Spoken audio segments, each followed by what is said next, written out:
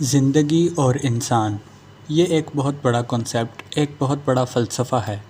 اگر ہم اپنے ارد گرد غور کریں تو ہمارے نزدیک کئی قسموں کی زندگیاں موجود ہیں، جیسے کہ چرند پرند، جانور، پودے اور درخت۔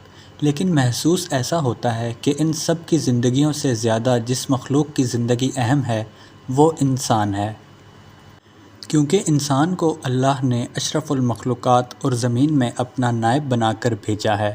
اور ظاہر ہے کہ اس زمین پر جتنی بھی زندگیاں موجود ہیں ان میں سب سے زیادہ ذہین مخلوق انسان ہی ہے۔ لیکن سوال یہاں یہ ہے کہ آخر آپ کی اور ہماری اس زندگی کا مقصد کیا ہے؟ یہ سوال بہت اہم ہے اور ہم میں سے ہر شخص کو اس پر غور کرنا چاہیے، کیونکہ یہاں بہت سے لوگ زندگی کو صرف گزار رہے ہوتے ہیں لیکن اس کو جیتے نہیں، یا ان کی زندگی کا کوئی مقصد نہیں ہوتا، وہ بس ایسے ہی چلتے ہیں جیسا کہ معاشرے